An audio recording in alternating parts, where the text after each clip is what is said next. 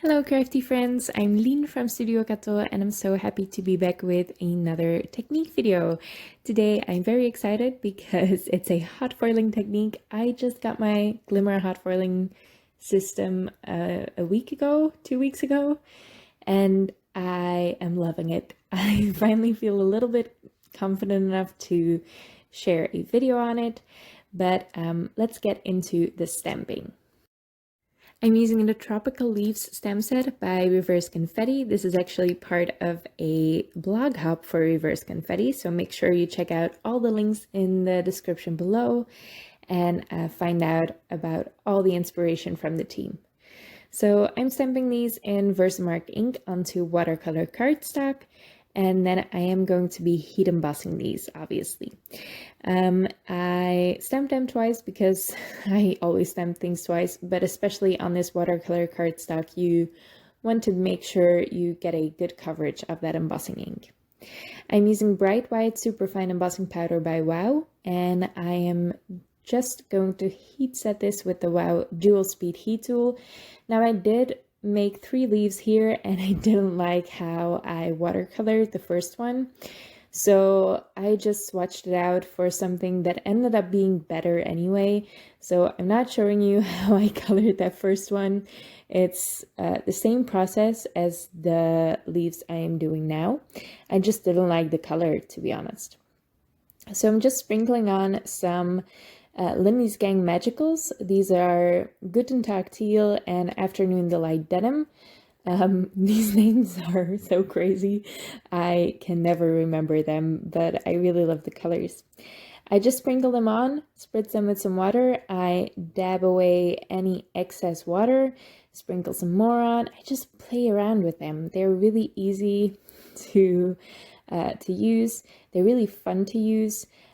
Just experiment with them. You can also color a piece of cardstock first with these. I might have preferred that because you get a little less pooling of the water. These images aren't, especially that last one that I'm doing with the darker blue, aren't really large enough for these powders to do their interesting things, but whatever. So my first foiling technique is a really good one. I picked this up from another lady on this on YouTube. Her name is Priya. I will make sure to link the channel in the description below. She has tons of useful foiling stuff. But the first one I want to try is hot foiling with dies, because when you first start foiling, you don't have many hot foil plates, but you probably have a couple of dies. So to do hot foiling with dies is pretty simple. The only drawback from that is that the lines are they're really fine, and you can barely see them. But if you add a piece of parchment paper or baking paper in between your die and your hot foil, you get a little bit over foiling, really. It's over foiling, but you get thicker lines.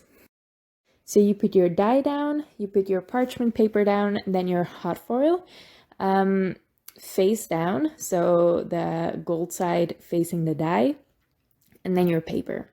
I do all of this off the platform, and I just tape everything together because I'm not really handy at lining things up yet. I've never been handy with that, but when the things are hot to handle, it's even worse. So I just die cut that panel a little bit smaller. I'm backing it with some cardboard to prop it up. Everyone always asks me what this cardboard is. It's from IKEA. They happen to have white cardboard packaging for some things, and I saved all of it. It's still brown on the inside, so you still see brown when you look at the card from the side. I don't mind that at all.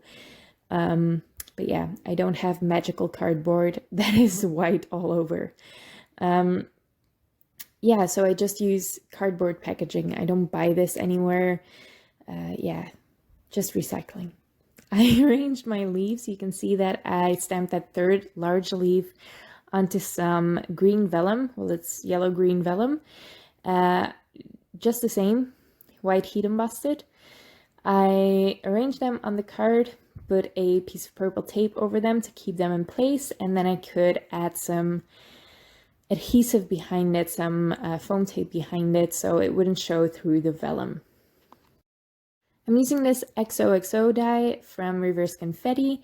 I stacked it up, 3 layers of white cardstock behind the gold holographic cardstock, and then I also added a couple of scraps of foam tape behind the letters that were hanging off of the leaves, just so they're a little bit more supported. I'm adding some gorgeous gems by Crafty Meraki that I completely forgot the name of, so I will check the jar and add it to the description below. But they're really pretty. They shift from dark blue to teal, so they're perfect for this card. There is some pinkish purple in there too, but only a tiny bit, and you have to really look at them at the right angle to get the purple, but it's so stunning. So this is a card with some hot foiling in the background, just some hot foiling with dice. Those were the sheep if you heard them. I'm sorry about the noise. But yeah, this is my card for the blog hop. I hope you check out all of the other inspiration on the blog hop. I will leave my blog post linked below, which will link to all of the people on the hop, so you can hop along there. I hope you liked the video. I hope you like my card. If you did, make sure to leave a thumbs up on this video and leave your thoughts in the comments below. Thank you so much for watching, and I hope to see you next time.